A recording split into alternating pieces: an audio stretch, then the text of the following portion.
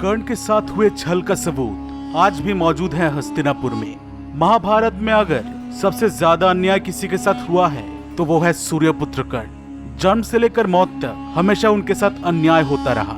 जब जन्म हुआ तब माता ने गंगा में बहा दिया। जब शिक्षा के लिए द्रोण के पास गए तब द्रोण उन्हें सूतपुत्र समझकर धिक्कार दिया।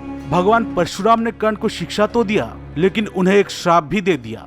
जब कर्ण ने रंगभूमि में अर्जुन को द्वंद्व के लिए ललकारा तब जाति के कारण कर्ण को अपमानित किया गया। जब द्रौपदी स्वयंवर में लक्ष्य भेदने के लिए उन्होंने धनुष उठाया तब द्रौपदी ने उन्हें सूतपुत्र कहकर ठुकरा दिया। जो कवच और कुंडल कर्ण की रक्षा करता था उसे भी इंद्र ने छल से छीन लिया। अर्जुन के साथ युद्ध के समय उनके रथ का पहिया भूमि में धंस गया। वो अपने सारे विद्या भी भूल गए।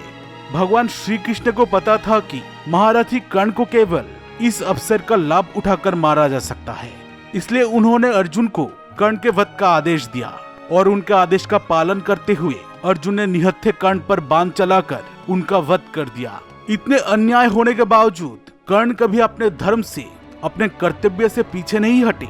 इसलिए हजारों सालों से भारतवर्ष में कर्ण की पूजा की जाती है। चलिए जानते हैं कर्ण के कुछ विख्यात मंदिर के बारे में। कर्ण मंदिर हस्तिनापुर। सूर्यपुत्र होने के बावजूद कर्ण सूतपुत्र कहलाते थे। कर्ण भी नहीं जानते थे कि वो सूर्य नारायण के पुत्र थे, लेकिन हमेशा ही सूर्यदेव से उनका एक अलग ही लगाव था। कर्ण रोज सूर्यदेव की पूजा किया करते थे। हस्तिनापुर में आज भी वो मंदिर मौजूद है जहाँ कर्ण रोज सूर्यदेव को जल चढ़ाया करते थे।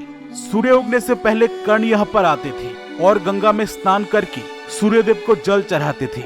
इसके बाद वो मंदिर में स्थित शिवलिंग का अभिषेक करते थे। शिवलिंग के अभिषेक के बाद कर्ण जरूरतमंदों को यहाँ दान दिया करते थे। ऐसा माना जाता है कि कर्ण रोज यह 1.25 मन सोना दान दिया करते थे। यह शिवलिंग की स्थापना स्वयं कर्ण ने ही की थी, जिस कारण इस मंदिर का नाम कर्ण मंदिर पड़ा।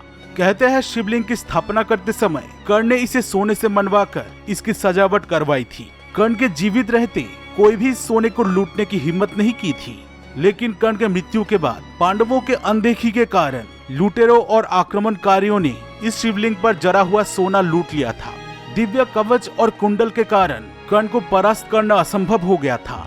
इसलिए देवराज इंद्र दान में कर्ण का कवच और कुंडल मांग लिए थे और महादानी कर्ण ने हंसते हुए इंद्र को अपना कवच और कुंडल दान कर दिया था। कहा जाता है यही वो जगह है जहाँ पर कर्ण ने इंद्रदेव को अपना कवच और कुंडल का दान दिया था। कर्णेश्वर मंदिर संगमेश्वर महाराष्ट्र के रत्नागिरी में कर्णेश्वर नाम का एक प्राचीन शिव मंदिर है।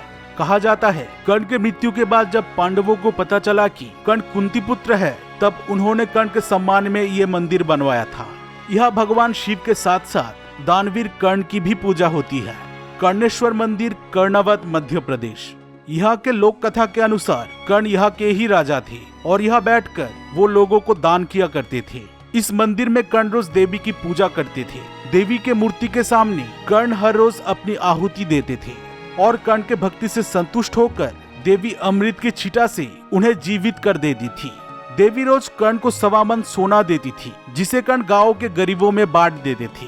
कर्ण मंदिर कर्णप्रयाग उत्तराखंड। यहाँ के लोक कथा के अनुसार जब अर्जुन ने अंजलिक बाण से कर्ण पर प्रहार किया था तब भी कर्ण की मृत्यु नहीं हुई थी। भगवान श्री कृष्ण ने कहा था जहाँ धर्म होगा वही विजय होगी, और धर्म तो सदा कर्ण के पक्ष में ही था।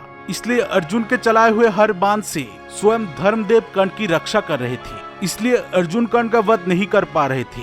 तब भगवान श्री कृष्ण ने एक लीला रचाया। वो एक ब्राह्मण का वेश धारण करके कर्ण के पास चले गए और दान में उन्होंने कर्ण के सारे पुण्य मांग लिया। महादानवीर कर्ण ने हंसते हुए ब्राह्मण रूपी श्री कृष्ण को अपना सारा पुण्य दान कर दिया और तब अर्जुन कर्ण का वध कर पाए। लोगों का मानना है कि इस कर्णप्रयाग में ही भगवान कृष्ण ने कर्ण का दाह संस्कार किया था।